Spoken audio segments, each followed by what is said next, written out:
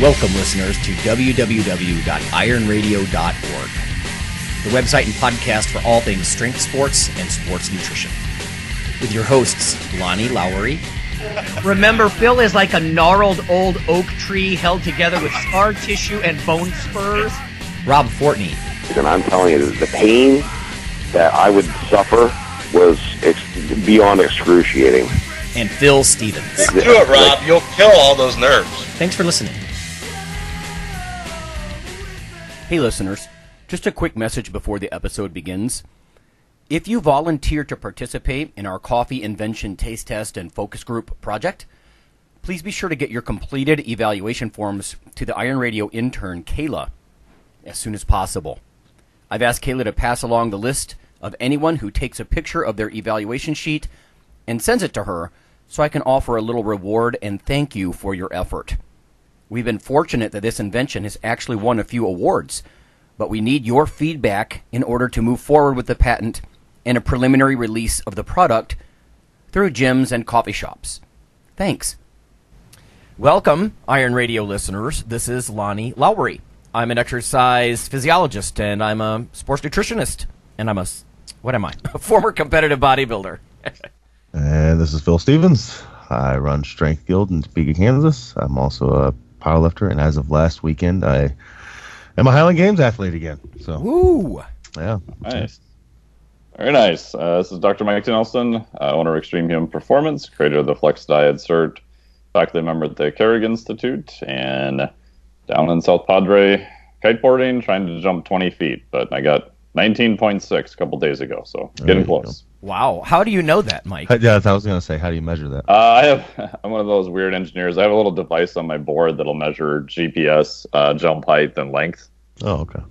Yeah, it's probably relatively accurate. I don't think it's like dead nuts on or anything, but it's, at least gives you something to compare to, and the numbers seem to be match what's going on, so, yeah. So would that be an altimeter? Is that kind of what it is? Because don't Fitbit watches and stuff, that's how they tell if you're going up and down stairs or something? Is it the same kind of deal, or is it different? Yeah, they have to make a bunch of math inferences from takeoff speed, GPS, and a bunch of other things. And they also look a lot at the change in vibration and impact. So as soon as you leave the water, all the little vibrations from the water disappear. And then obviously you come down, even if you land pretty soft, it's going to be, to the device, a pretty big impact. So they can kind of run some math and try to figure it out primarily from that. Okay, gotcha. Yeah, we are just submitting an abstract for ISSN this June, and part of it is, how does a Fitbit compare to a waist-worn pedometer, really? They're both accelerometers, but then you start to realize there's quite a few,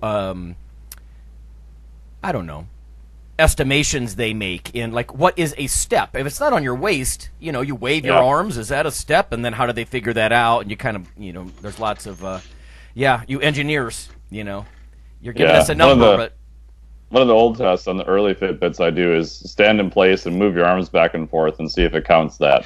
Yeah. That tells you it's only looking at basically the potential difference change and not necessarily impact, but they're much better once they went to like a 3D type accelerometer, not just a 1 or 2 axis. Yeah. I remember the old, the real old pedometers, I think there's a little like conductive metal ball just bouncing up and down on a little key. Yeah, that's what it was. Yeah. Okay. But I digress. We have, let's start with a listener mail that's going to lead to a couple of news tidbits here. And then I found one other thing that just came to my attention this week. But Strength and Muscle Sport News. Let's start with an email from Chris. He says, hello. I hope you're doing well at this busy time in the semester. I'm a master's student in kinesiology at UMass Amherst. Listening to your show throughout my undergrad had a huge role in me becoming interested in research and academia. Cool. Well, glad to hear that. Thank you for not only educating your listeners, but sharing your genuine and contagious passion for learning. With my research interest in physical activity and public health, I'll be entering an epidemiology PhD program next year. In an epi class that I am currently taking, we critiqued the attached article. It was a 2019 piece. It's brand new, entitled Associations of Dietary Cholesterol or egg consumption with incident cardiovascular disease and mortality. It seems like something that my fellow listeners may be interested in. So here's his quandary, sort of. In the intro, the authors mentioned two more or less contradictory statements. So here we go, right? Eggs, cholesterol, controversy. One, cholesterol is not a nutrient of concern for overconsumption. And then two, individuals should eat as little dietary cholesterol as possible while consuming a healthy dietary pattern.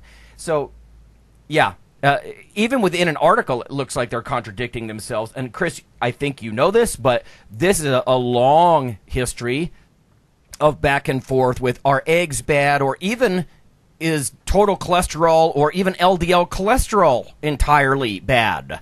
And bear with me, we'll wade through some of this for everybody. If you've ever heard a bunch of stuff on eggs, and people get really salty and opinionated about this stuff, and I'm not. My bias is the same as Chris, is that I eat eggs, you know. But let me just highlight just a couple of things from the study. One, he said, get this, each additional half an egg consumed per day was associated with a 6% rise in cardiovascular disease. But, you know, the relative risk is 1.03 to 1.1. So, you know, yeah, I look at stuff like that. I'm like, okay, you know, and also an 8% risk of all-cause mortality. So each half an egg. They were talking about each additional 300 milligrams of cholesterol per day was associated with a 17% higher risk of cardiovascular disease, and an 18% higher risk of all-cause mortality. So they're looking at cholesterol, they're looking at eggs, they're trying to control for one or the other, I think, to get to the idea that egg yolk is a big source, right? He says, my own bias is certainly in opposition to these results. I eat eggs daily, but I have to admit that this seems like some strong evidence. Just a few things that I wanted to highlight. One was they did control for many potential confounders. So, of course, when you look at these sorts of things, lots of things could confound this, from physical activity to other dietary components and smoking and, you know, drugs and yada, yada, yada. He also points out causality still cannot be established. Well, right, it's an association. We've had whole discussions about that before, right? And I mean, Chris understands that. Just because you see that something is a trend or is related to something else in the population, it's not causal as if you fed someone cholesterol and then watched what happened to their atherosclerotic plaque, you know. Which, by the way, a lot of the research on animals used to have me rolling my eyes. Like when they're putting, like they're using rabbits, and they're having rabbits eat animal foods and then wonder why their metabolisms go awry. I'm like, they're little meek herbivores. You know, you can't stuff little pieces of bloody meat in their mouth and then wonder why they're not metabolizing it well. Now, that's an exaggeration, but you get my point. Rabbits. Rabbits. And then he says generalizability to our physically active subpopulation is still in need of more research. I think that's one of the cruxes of the issue, Chris, actually. And when I'll read you a paper that Mike is aware of from a guy I bumped into once or twice, Steve Reichman. He used to be at Kent State, but a lot of his data suggests that cholesterol is actually helpful to muscle growth. So that's very unusual to think of something like LDL cholesterol as anything but bad, but we'll get there. Let me finish the email. As I have heard you say several times, there are issues with demonizing any single food, such as eggs. I think these results may provide some evidence regarding the health effects of cholesterol. However, I don't think the message should be that eggs are inherently evil and can't be incorporated into a healthy lifestyle. Sorry for the long, detailed email, etc. I hope you could add your perspectives as experienced researchers and nutritionists. Thanks.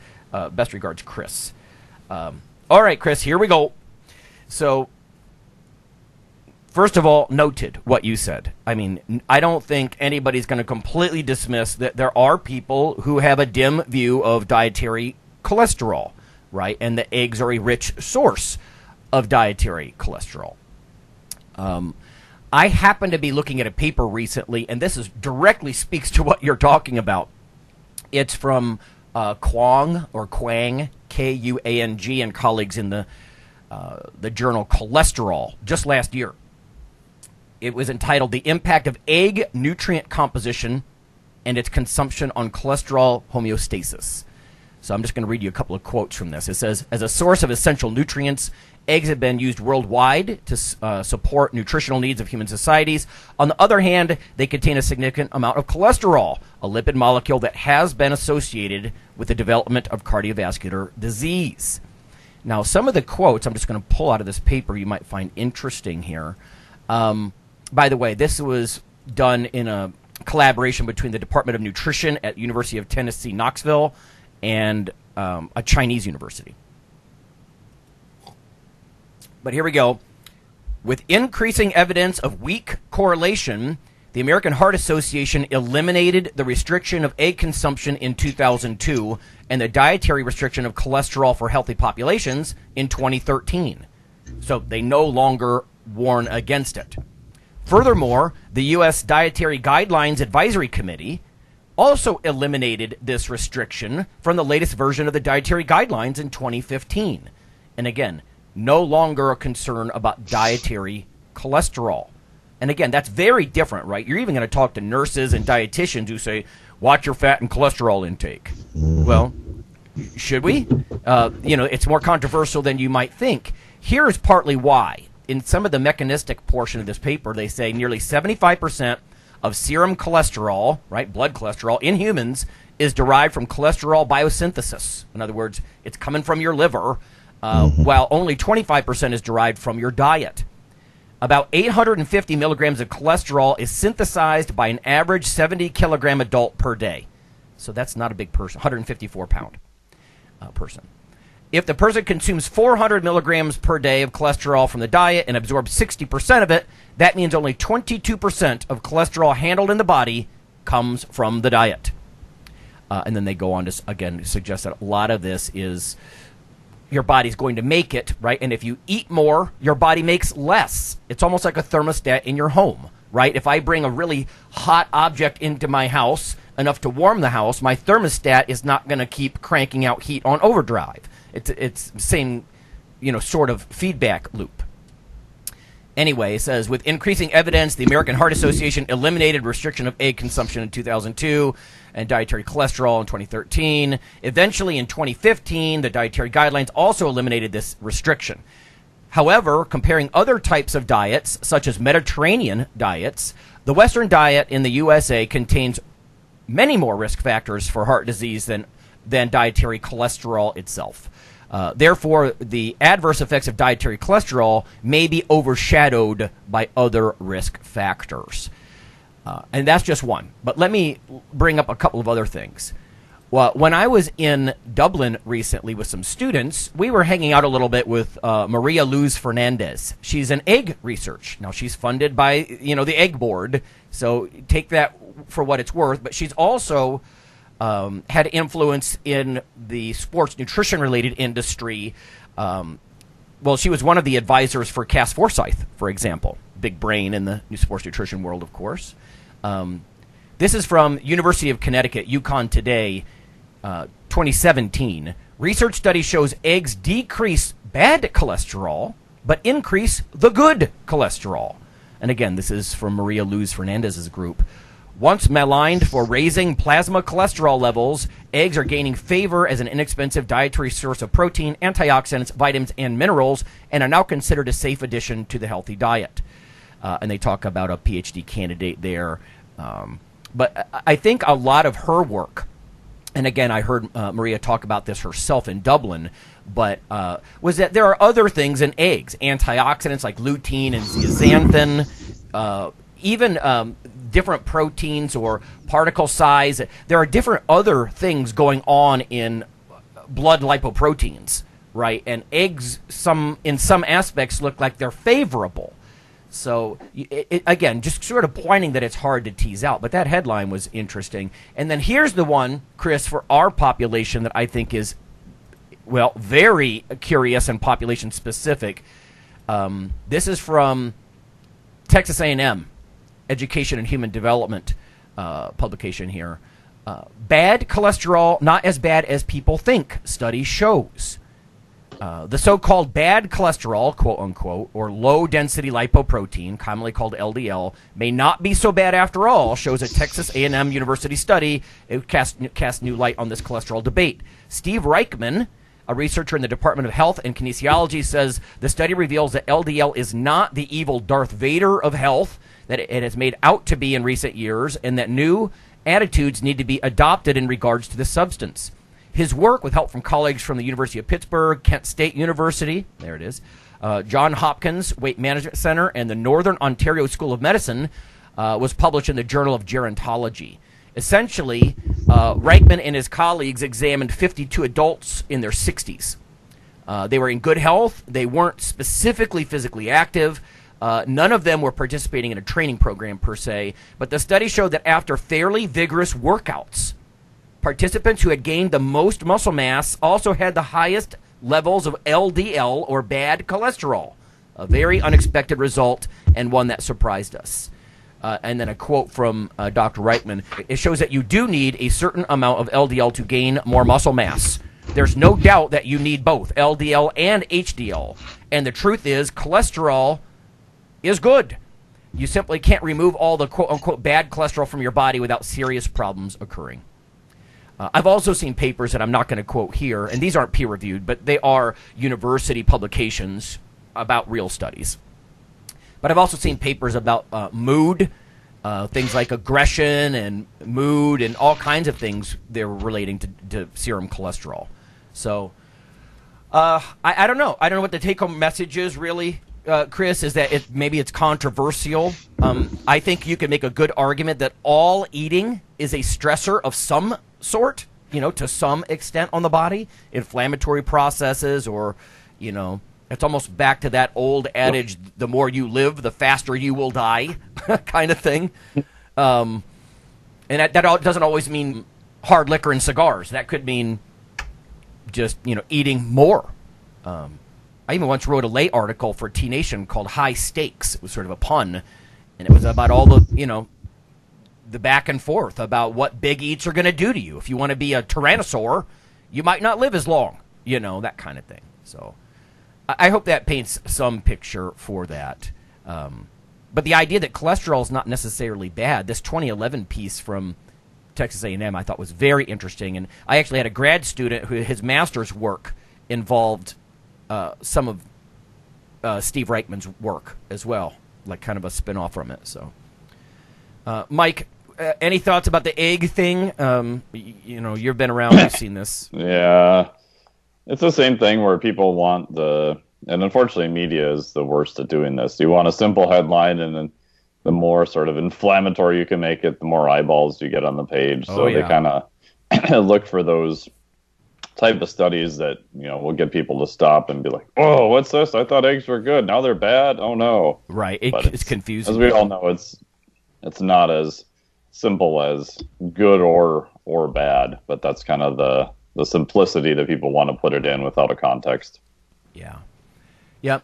And I don't doubt that the dietary cholesterol, and again, we're talking about milligrams, people, right? Not grams of fat, not grams of sat fat, but just straight cholesterol itself. Like shrimp is a rich source of cholesterol, very low fat, sort of a bodybuilder kind of food.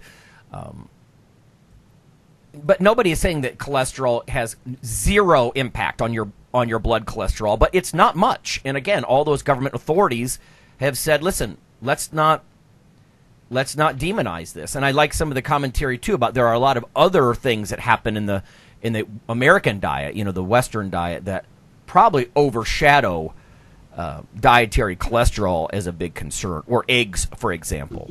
So. Yeah, and one thing, shout out to my buddy, Dr. James Heathers, who I don't really see a lot of news, but this one actually showed up and came across my desk as fake mouse on Twitter mocks overgeneralized scientific research. And he created a Twitter profile, and it was basically talking about, he put a picture of a mouse, and he put up all these like media things, and then the response was always, in mice. Yeah. Oh, like they never explained that, this crazy study with this crazy result was done in mice. Yes. In fact, that cropped up a little bit. It's going to in our next little news bit, too, is, yes, and like we said, if population specificity matters among humans, well, God, if you talk about mice or rabbits or, yeah, I mean, there's a lot of caveats. And, you're right. I think that's a good message for everyone is that it's not that scientists have no idea. It's usually controversial because a hypothesis is so narrow and reduced down. And when the journalists try to over-extrapolate or, like you said, give it a radical title. TC did that to me years ago with that spot reducing is real thing. Like, I wrote a piece about how I remember that. How if you use microdialysis, you can actually see localized increase in lipolysis and fat breakdown. And what does this mean? And in the article itself, I'm saying, listen, it doesn't mean a beer belly is going to disappear if you do sit-ups. Nobody's saying that. But with that title, you're right. And, he's a journalist, so he wants people to look at it. So, yeah. Phil, what about you? Cholesterol concerns or eggs, or how do you approach that whole deal? Yeah, I mean, everything I see is, like you've already stated. I mean, that what you're eating has very little impact on as far as cholesterol. Eating cholesterol. What I've seen is like more into your liver making it, and like super high carbohydrate intake and our Western diet can have kind of a more of effect when it is processed in your liver. Yeah. So there's some of that going around. So I think like that we have bigger problems in America than eggs. Right. So, right. That's kind of where I lay. So. Yeah.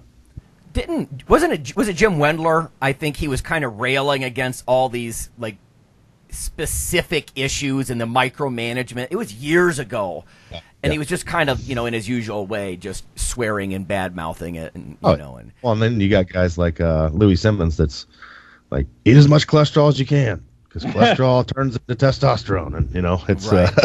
So Bob Evans every day. Yep, exactly. So it's bacon and donuts. You know what? I think we also need to point out, too, there are nutrigenetic issues at work here. I mean, I recently got my blood work done, and my LDLs have never been high, and they were quote-unquote high, okay? I might have mentioned this recently. If I did, I'm sorry. But my total cholesterol was 201, so it got the little H on my blood work, right? So the doctor's office calls and says, you have high cholesterol. Now, most people realize that 200 or below is ideal, and I mean, that's certainly within the error of that kind of test. But here's to the point. So for 3 months, I ate egg beaters instead of my usual eggs. I used to have egg whites with a whole egg thrown in, and I would do that like every other day, probably. So my blood work comes back 196, and the doctor's office calls and says, good job, you got your cholesterol better. Well, what dropped? All of it was HDL. So I lose like 6 points of HDL, and they're going to congratulate me. Yeah.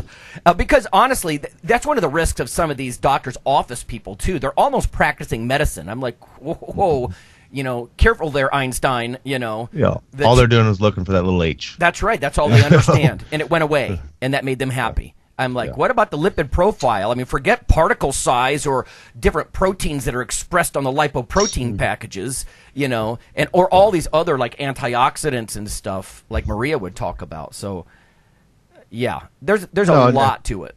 Yeah, and like I talked to you about, I'm going through something right now with that. Got my blood back, and then I went in and met with my doctor, and she's like, well, cholesterol is kind of an iffy thing. We don't really know if it's bad.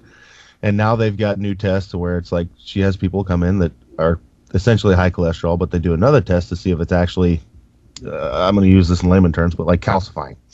Okay. If it's actually doing something. Yeah. She's like, there's plenty of people that have high cholesterol naturally, but it's not doing anything bad, so we don't worry about it. Yeah. So she's like, we're only worried about it if it's doing something negative to you. Yeah. So, that's your next step. So, of course, you don't want like, my cholesterol is 600. Right. You probably need to do something about that.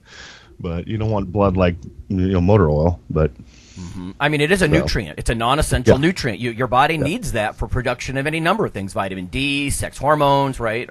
So I don't know. Well, and one has to think. I mean, when you look at any of these scales for stuff in our body, be it hormones or anything, they've built this scale of here's our normal range. One has to think there's outliers on both sides that naturally ride lower and higher than that normal scale. one would expect. I mean, wouldn't you think? Yes. And Phil, we talk about in class, too, in my pathophys class especially, but over the years, they keep lowering these numbers, right? So they become more and more sensitive. More and more people register as high, right? Like when I was in my 20s, cholesterol of 220 was considered okay. Now it's 200. They've done that with blood sugar. They've done that with blood pressure. Big Pharma loves this stuff, and I don't want to sound like a conspiracy theorist, but now everybody is justified to be on meds. The scale drops and Lipitor stock goes up. Exactly. Yeah. If you're looking to make money, again, not a conspiracy theorist, but hey, if we change this, we can get how many other, tens, hundreds of thousands of people who are going to be on this for many, many years. Yeah. And let's be fair, from both sides, it would also be earlier detection, and you could catch people and treat them earlier. But again, like the example of the 201 and then that warning phone call I got, I'm like, you guys. And she's actually she starts telling me, well, so you want to cut back on fats and oils and maybe dressings? And I said, I let her roll for a while. And I'm like, finally, I said, I got it. And then when I got another call about it, which was kind of contradictory to the first one, I said, okay, guys, I have a PhD in this stuff. So I appreciate it, but, I didn't critique what they were saying. A good portion of what they were saying I thought was even incorrect, but I'm like, don't practice dietetics. Don't practice medicine, But I just said, no, I understand. And my wife was like, I would have went after him from the get-go. I'm like, well, I know, and I wasn't doing it just to let them hang themselves, but I thought, well, just be gracious about it. Yeah, thank you for your concern for the 201. Like you said, Phil, they see the little H. That's all they know, So, yeah, lipid profiles and nutrigenetics and all the other dietary factors. And like I said, Steve Reichman's work I thought was the weirdest stuff yet, which was LDL may actually be related to increased muscle mass when you put older people on resistance training programs and stuff like that. So very interesting stuff, yeah. And to Chris's point, right, don't demonize any one thing. So, I don't know. I'll probably just go back to having my egg. If I go up over 200, so be it, And don't get me wrong, my LDL was high, and it never was before. And maybe this is just age. Never was before. So there's that. Yeah, and it depends on how much, too. It could just be the test. You could have been very well tested the next day and might have been fine if you're that close to the edge. Oh, sure. Yeah. It's like what we've talked about with low T. You go into the doctor and he's like, "Oh, you're 299, then I'm going to put you on a med." But if you're 301, nope, you're fine. With symptoms. Right, with symptoms. Right, yeah. Yeah, exactly. All right. Yeah. One more tidbit, and then we'll go to break, and then we're going to talk about kitchen skills and hacks. Okay, and I have a question for you from the page, too. Okay. Oh, that's right. This is just real quick. UMass Amherst professor Hang Zhao, Xiao, never quite sure about that, and his research team conducted a study to determine whether whole strawberries, rather than just their phenolic portion, like extracts, if you will, could reduce the degree of colon inflammation in mice with irritable bowel disease. So here's the mouse thing, Mike.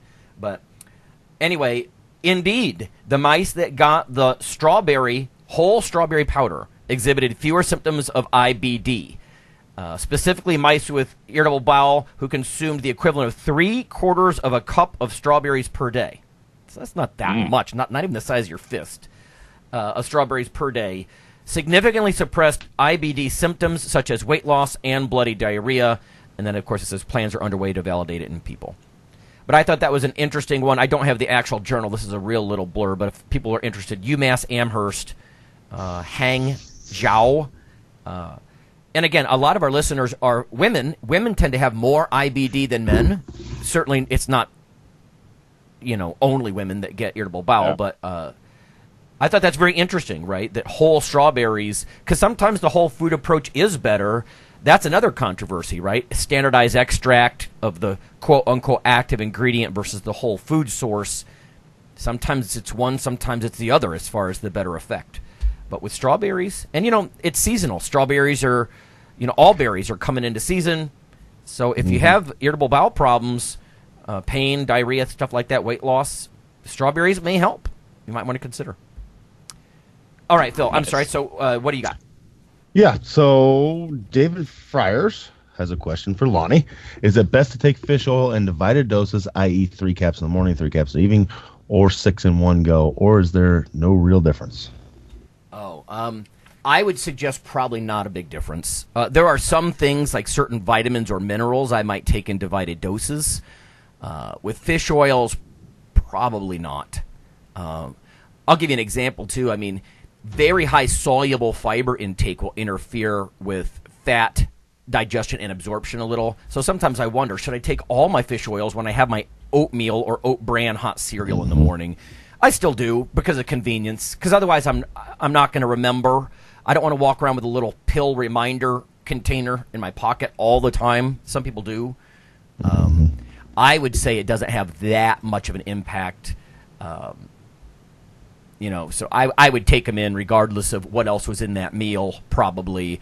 Or if you want to take 3 in the morning, 3 in the afternoon or evening, yeah, you might get slightly better absorption. But again, we're talking about a macronutrient that's probably got better digestion and absorption as far as a sealing goes than something like a mineral, where you might absorb 30 or 40% of it if you're lucky, kind of thing, So it's more of a convenience thing. Do it when it's convenient for you, and you will remember. And long term, you know what I'm saying? Yes. Whatever you will do long term, comply and stick to. Yeah. Yeah. Compliance. Yeah. Yeah, for sure. That's why I like to talk. I always say, Phil, what do you guys do in your gym, right? Because you can talk about a lot of this stuff, and when the rubber hits the road, this has to fit individual people's lifestyles and schedules, et cetera, et cetera. So I've done a super informal N-1 study where I did a blood lipid test for fish oil, and then I was taking capsules 3 times a day, and then I did a washout period of a couple months, and then I did it again, just taking a large tablespoon of the liquid only in the morning. And for what it's worth, I didn't see any difference in levels. Yeah. So again, N-1, not published, blah blah blah, all that kind of stuff. Yeah. But yeah. Well, do you know what is published? And I don't have the reference in front of me here because this is a question on the fly. But, Mike, you and I both know the washout for fish oils, once they're really into your tissues, it's like 20 weeks. It's really long. So that begs the question. Tissue you're looking at, too. Oh, for sure. Yeah. But I know what you're like, like erythrocyte membrane incorporation. Or that's what I used, RBC, with a washout that's clearly very long, it's going to eventually elevate and get into your system anyway. And I mean, if you blunt some of it with the way you take it, it's not going to prevent it. Yeah, and I would think the behavioral thing is king here. Yeah. Okay, we'll go to break. When we come back, let's talk about what we're eating, what our families are doing in the kitchen. If you have any tips or hacks or, listeners might want to ask themselves, what kind of kitchen skills do you have? Do you know how many tablespoons are in a quarter cup? Even a lot of my nutrition students didn't know this kind of stuff. But we'll try to make it more fun than that. So we'll be back in a little bit.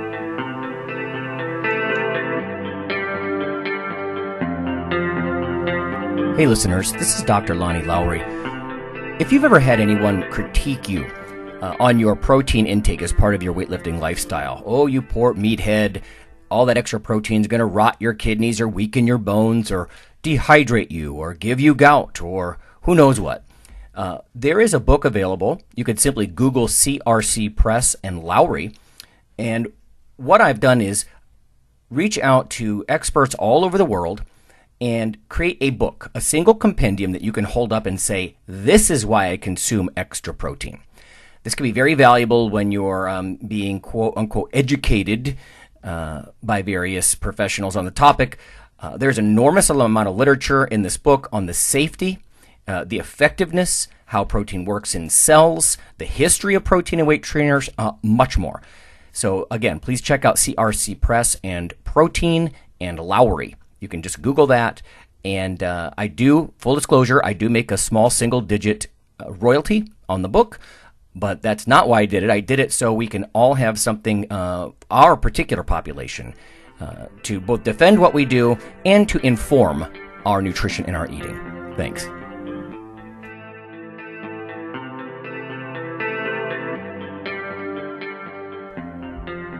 Iron Radio is, of course, primarily a podcast. But over the years, there have been technical glitches calling for backup streaming and listeners who wanted the convenience of other sources of audio content. Toward this end, Iron Radio is now simulcast and backed up on YouTube. If needed, please search Lawnman07 or Iron Radio from within YouTube. There's not much video, but if you like to listen through YouTube on a Roku or other living room device, there you go.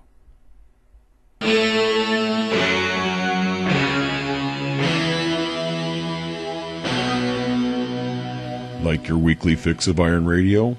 In addition to being a popular institute on iTunes, we are also on email. Simply go to www.ironradio.org and sign up for the voluntary email. You'll get a once per week email, no more. That's little more than the show notes and a link to the audio. So go for it.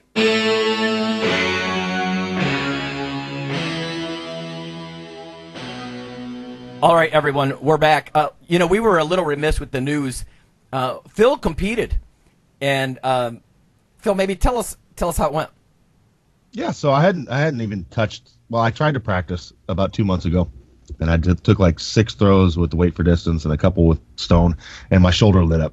So I was just like, screw it, I'm not going to practice. So this is my big test. Just I wanted to see how my hip handled throwing, because it's different than squatting and deadlifting and things like that. When you add in the rotational factor and things like that.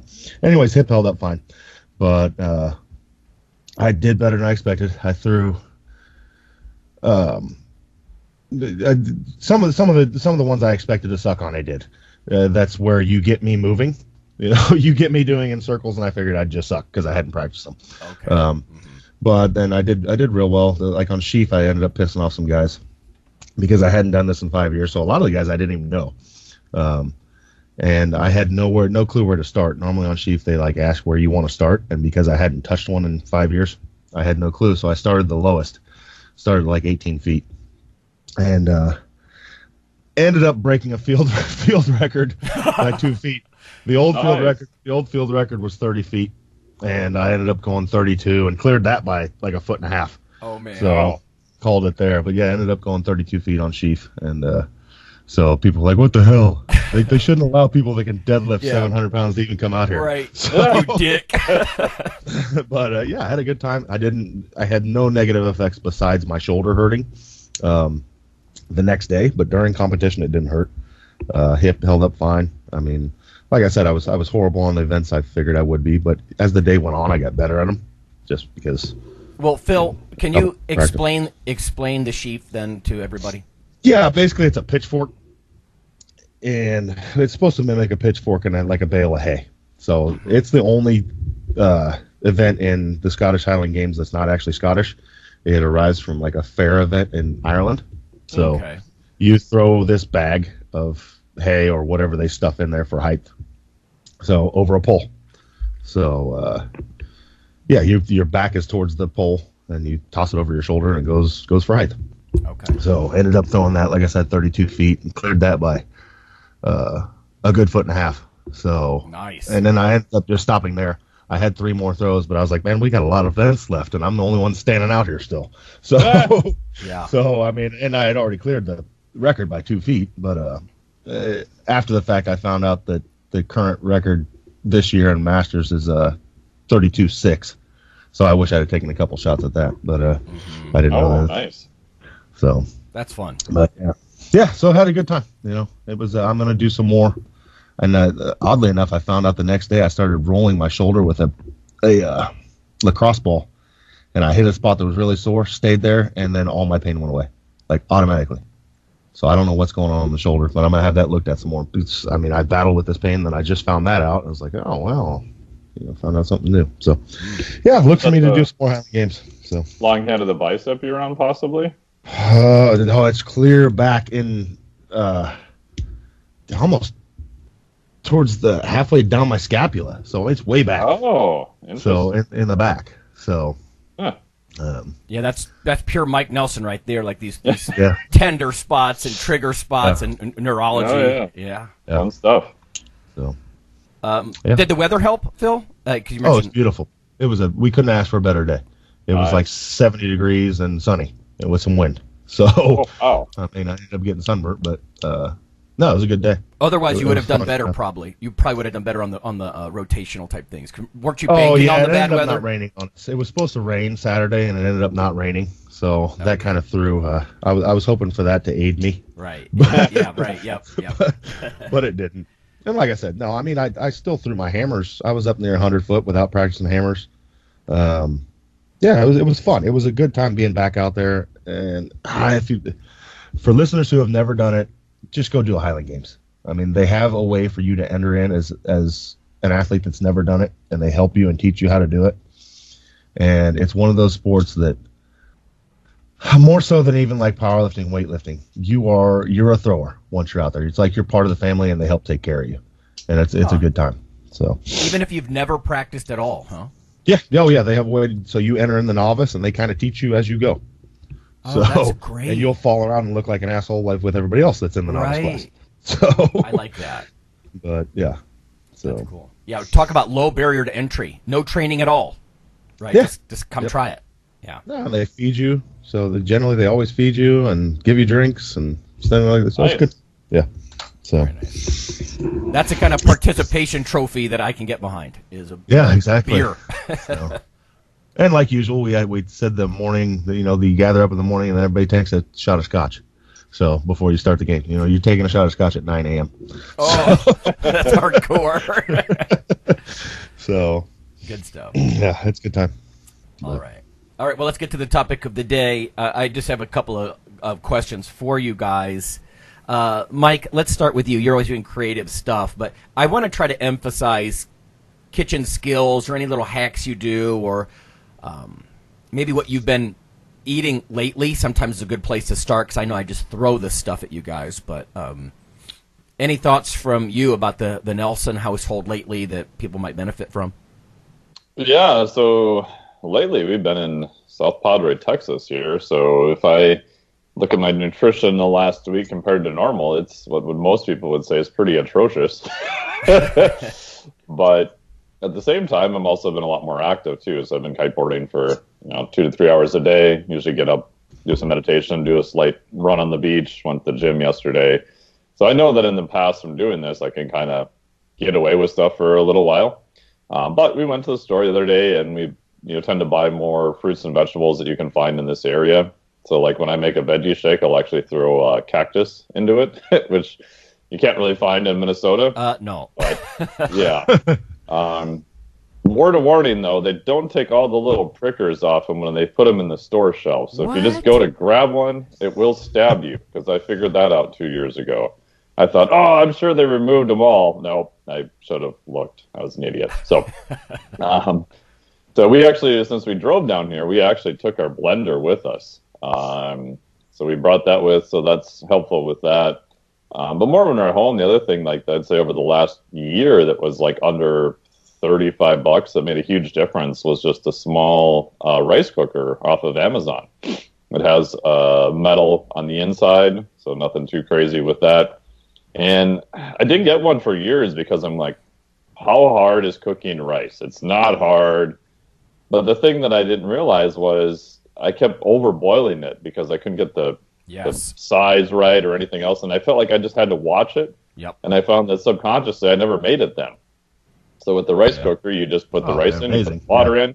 I go lift in the garage, leave the thing run on the counter, come back in because it'll stay warm and everything. I was like, wow, I didn't have to spend like a half hour watching water boil. And then you just put it in the fridge. If you want to get like super fancy, you can put it in a separate container and then heat all the rice up and only take out what you need, right? So the more times you heat it and cool it, you get more resistive starch, if that's kind of what you're looking to do. The other thing for starches too is, it sounds, I know Phil does this a lot, is potatoes. Mm-hmm. So I figured out the easiest way to make regular potatoes and sweet potatoes was just to scrub the outside a little bit, poke them a little bit, put them right on the oven rack. I'll put tinfoil underneath if I'm worried about them dripping and making a mess, and turn the oven on, I think, for about 450, and then I'll go do something else. And then right as I can start to smell them, I'll actually turn the oven off and just leave them sit in there for like another half hour, 40 minutes. And then I'll make a whole bunch at once, eat the ones that I want. And then all I literally do is take a ceramic bowl, leave the peels on them, and then just put them in the fridge. And so when you take them out, the peel will separate from the potato after it's been cooled. And so it's super easy to peel them and then just heat them up from there. Neat. Yeah, so those things I found for just easy things to do for, like, if you're trying to add, mass and calories for high quality, cheap carbohydrates, I found those two are pretty easy. My wife has been really on a kick, sort of to your point about countertop devices, like with the rice cooker, but because we did sushi last weekend and just kind of went crazy with it. And, of course, you're using shorter grain sushi rice and all this, and we're kind of having discussions about how rice can be a pain. But she's also been using stuff like, pressure cookers. Like, she'll make like a lean meat and pasta dish in like a surprisingly little amount of time. Like my parents came over, Kelly's like, "Oh, I'll make like a pasta dish." I'm like, "Really?" And like 20 minutes later, it's served, and you're like, "Whoa." Now, but like with the rice, right? There's always this sort of concern: am I going to cook it into paste? Right. And it didn't happen at all. It came out like slightly more tender than al dente. It was just like perfect. So stuff like crock pots and pressure cookers and rice cookers, that's a great tip. They are your friend if you're on a tight schedule. Yeah. They really are. Phil, how about you? All your potatoes, Phil? Yeah.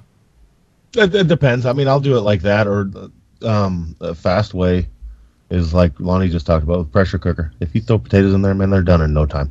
And and I'll just mash them up, and it's with nothing, and then I can just pull out what I want with a spoon. Yeah. Yeah, we do a lot of pressure cooker stuff. My wife's on this kick recently where it's she just eats tacos.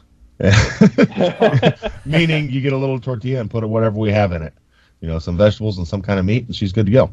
And it's kind of like serving size. You got your serving right there, whatever I can fit in this little 6-inch taco shell. Yeah, me, it's springtime, so a lot more vegetables are coming into play, salads, things like that. We tend to eat kind of seasonally, so it's like what's growing is what it even sounds good at that time. When winter comes around, it's stews and steaks and roasts, and then spring comes around, I'm doing a lot more fish now, and I start craving that stuff. Yeah. There's times where it's like, man, I want something. I love red meat, don't get me wrong, but it's like I want something different. Yeah. So we start eating more fish and things like that in the spring, and we got our garden going and things like that, so you'll get more salads and stuff. So that's kind of where we're at. Phil, how much of, like, what % do you think of your intake just comes from stuff you guys grow yourself? Is it significant? Oh, I wish it was higher, but like all of our eggs, I give away eggs now.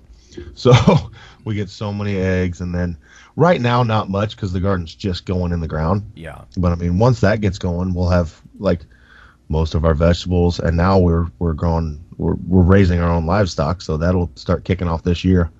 We'll be getting hundreds of pounds of meat from that. So we're raising goats for meat. And we had our first little babies, so our goat population doubled about 2-3 weeks ago. They all had kids, so now I've got little kid goats running around that are going to be on the table. Right. Here in about 8 months.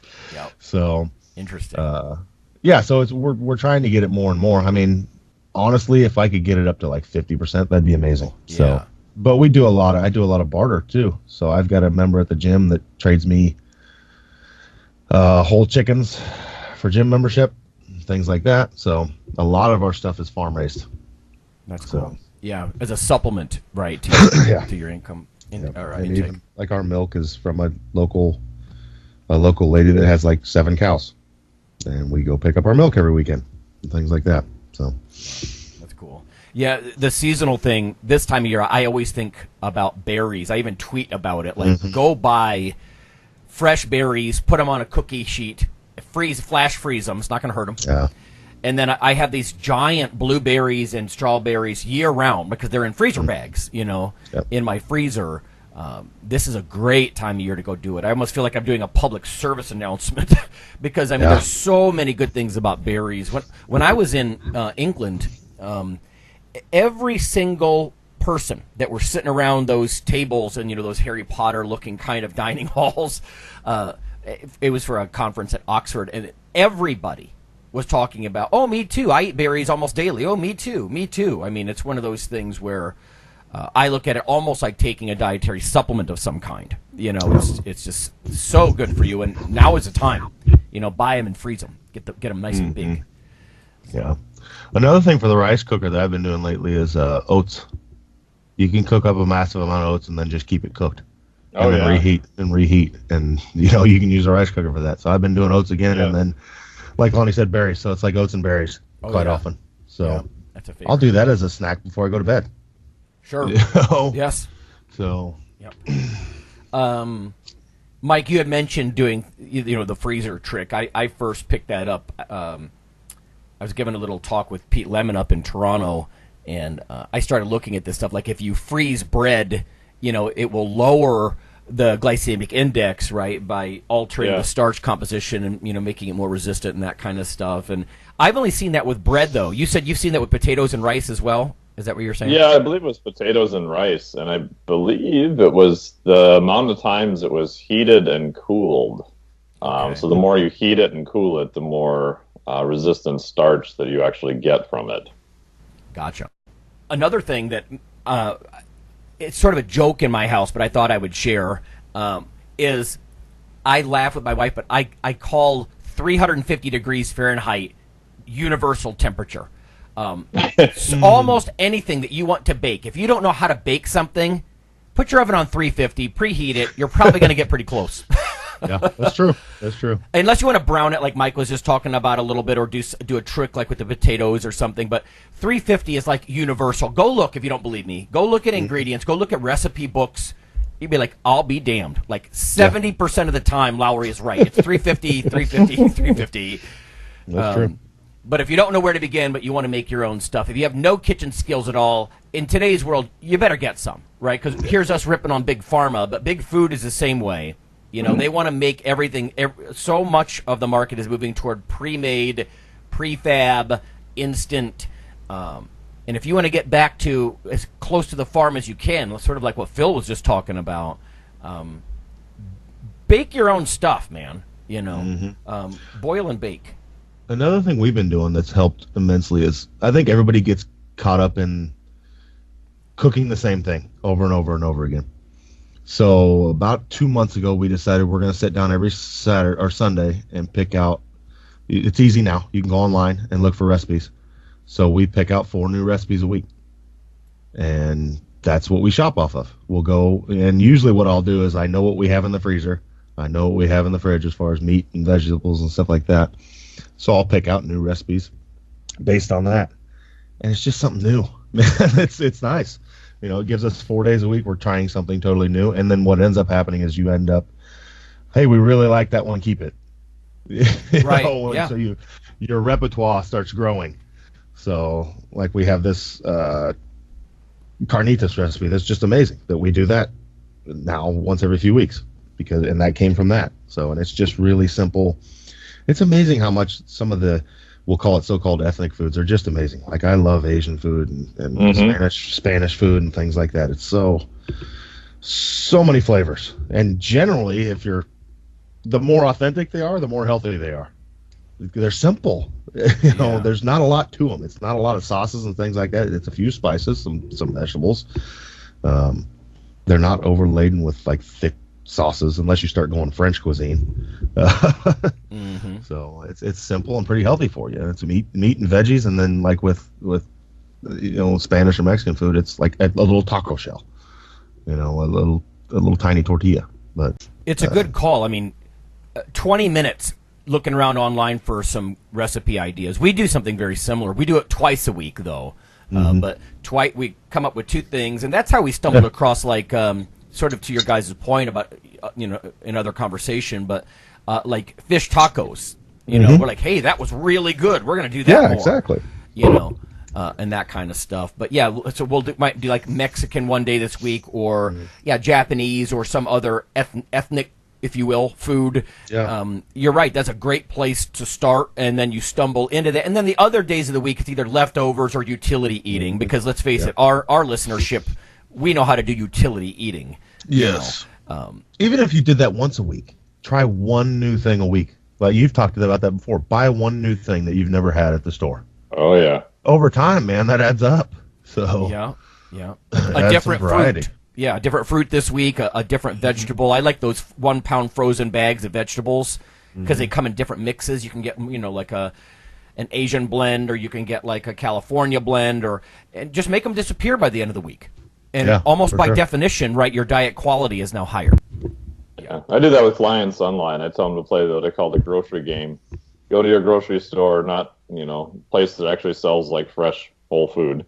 Like go to the outside, not the inside, and then just pick out something that you haven't had in at least a year. I don't even care what it is. The brighter colored it is naturally, even better. So if you haven't had red bell peppers in a year, maybe you should try those. And it doesn't matter what it is. Just wander around till you find something. You're like, ooh, that looks good. Then buy it, and then eat it. Yeah, right. Yeah, coming from the man who eats cactus. Yeah. All right. I was talking about utility eating just a second ago, but Callie and I have been talking about doing this more, but almost monthly, I think it'd be worth going to buy a nice medium-sized turkey. She's got a trick, and don't quote me on this, everybody, but she'll crank up the oven to like 550 or something, put the turkey in, and then just not open it. And something like, 8 or 10 hours later, it's done.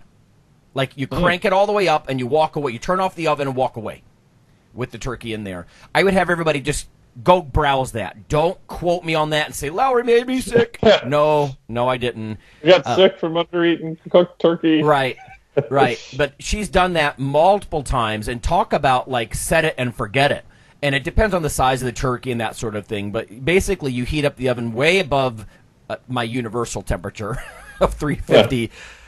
You put the bird in, and then you just walk away. And then, tomorrow morning, you're like, oh, or later this evening, depending when you do it, it's done. But either way, regardless of how you make it, whole turkeys are a great way. It's like pre-prep built in, right? Because it's a whole big bird, and then you can just pick on it. And I mean, and that's bodybuilder food there. Just add vegetables, and there you go. So yeah, and a small version of that we do when we travel. We did this last night since my wife was kind enough to run to Walmart's the only real big store down here. It's just the broaster chickens. They're usually pretty good. They're usually not too expensive. You just buy one of those. I'll even do that when I travel sometimes. It's like, I haven't had much protein today. I can get to the store, but I don't have space to cook anything at all. I'll just buy a few vegetables and a broaster chicken, and I'm good to go. Yeah. One caveat is sometimes you got to watch, at least locally, those are pretty high fat. They're not the real. Yes. Yeah, because they're delicious for a reason, right? They've been braised in delicious oils and. But other than that, if you're not dieting for something, then who cares? In a sense, because you're right. The convenience is king there. It's just amazing. One other tip too: we usually get grass-fed beef from a local farmer, either in Minnesota or lately we've been getting it from Wisconsin for the past couple of years. And I priced it out a few years ago, and this year we bought a half, and was literally about the same price as buying conventional meat from just like the standard, kind of Cub Foods type store. The downside is you have to buy a quarter or a half at the same time. Mm-hmm. But if you can find someone to split that with, like my parents have even just split a quarter, which really isn't that much. So we get a grass-fed cow usually once, maybe twice a year, depending on what it is, usually just in fall. And that works really well because you get very high quality meat. You know where it came from. The hamburgers, just from that cow, because you actually send it to the processor, so they only process that cow, not, thousands of other cows together. Right. And that works pretty well, too, because then you just go to your freezer, and it's like, oh, what do we have? And, yeah, you get, more steaks, but then you get, some stew meat and all the other stuff. You get the organ meat and things that come with it, too. Yeah, I like it. That's on my wish list, is to go get a chest freezer so we can do more of that. Yeah. For sure. I once thought, well, am I going to lose the economical aspect of it, because I got to keep it in the freezer the whole time. But actually, no, a lot of these new chest freezers, a few bucks a year to run those things, man. They're not nearly as bad. Much. Yeah, so you're not really losing any of the economy sort of thing by doing it that way too. Because there's a financial incentive to do it that way too. So. Yeah, a big tip I found out the hard way with chest freezers is make sure you look at the compressor and see what temperature it's rated to operate under. So we bought one and stuck it in our garage. Thought, this is great. We got room in the garage. We bought like half a cow, stuck it in there. And I started getting paranoid for some reason. So every time I go out there, I stuck a thermocouple in it and I would check the temperature. My wife's like, what are you doing? It's a chest freezer. It's in the garage. Why do you check it all the time? It's because there's just a lot of money sitting in that freezer, Yeah. And we were gone. We came back. I went out there one day. I checked it. 33 degrees. I'm like, what? Oh, maybe it fell out. Nope. I open it and the top part of the meat was all warm. I'm like, oh no. And I feel the sidewall. The sidewall is like room temperature. I'm like, oh crap. So we ended up losing about 30 pounds of meat. Luckily, it wasn't any steaks or anything like that. It turns out the chest freezer had stopped working, most likely probably a while back. But because it was so cold in the garage, we didn't notice until it got warm out. So long story short, call and get them to bring it out. They can't fix it. They had to replace it. The guy's like, oh, yeah, these aren't made to be put in a garage. Like, what do you mean? It's not like I'm putting it outside in the cold. It's like, no, they're only designed to work around 60 degrees as a max lower temperature.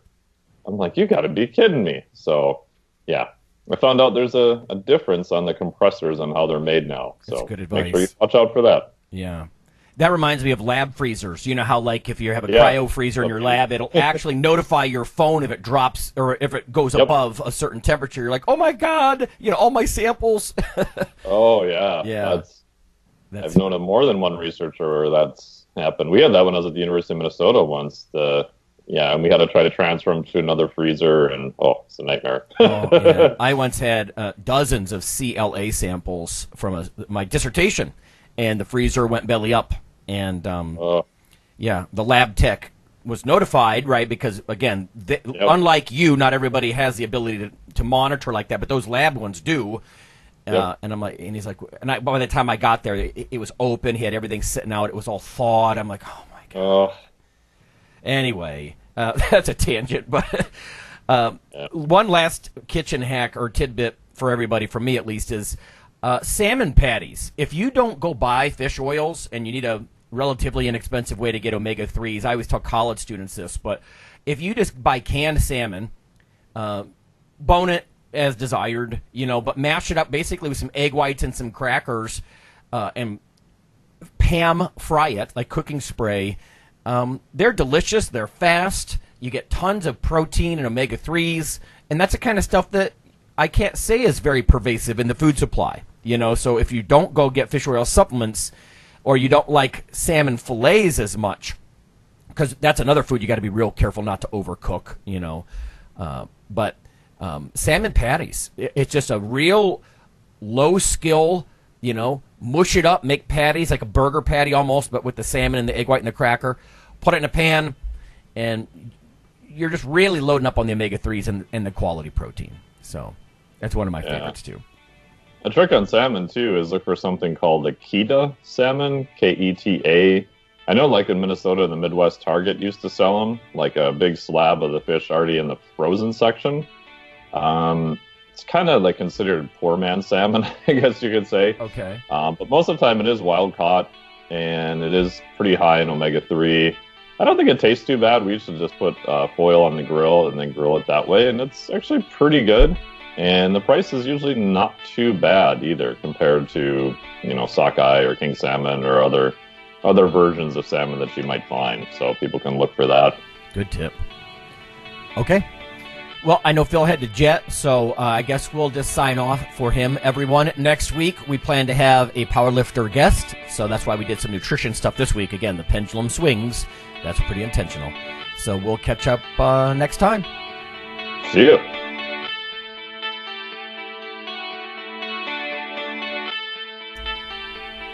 Hey listeners, have you seen the store at IronRadio.org? There are 3 halls. in the store. One for Phil, one for Fortress, and one for myself, Dr. Lowry. And they're thematic. So you can go into our Halls of Iron store and choose based on your goal. If you need something to learn or read or something nutritional, you can look in my store, Lonnie's store. If you want something about injury prevention or competition, then take a look at Phil's Hall of Iron.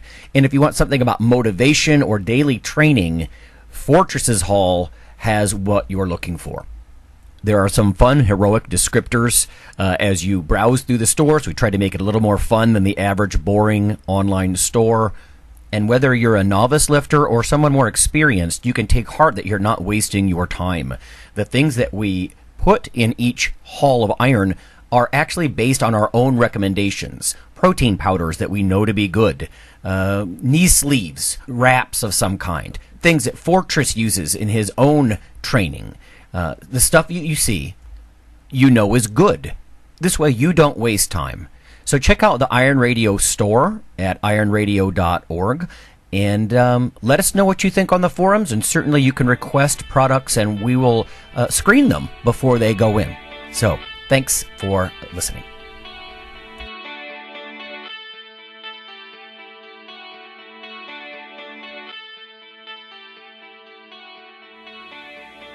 Iron Radio is accepting donations. If you like what we do, the professors, the scientists, the bodybuilding show promoters, the athletes themselves in powerlifting and bodybuilding, please consider making a donation or maybe buying something from the ironradio.org store. We also are accepting supporting members. So for $4 a month, which is frankly less than the bank sneaks out of your account in fees, you can step up and support a form of sort of public radio for the bodybuilding and powerlifting and strength community. The Iron Radio podcast and all of the audio on ironradio.org is for informational purposes only. If you're interested in starting a diet or exercise program, it's important to check with your physician. Also seek the help of registered dietitians, athletic trainers, and qualified exercise physiologists in order to make the progress that you need.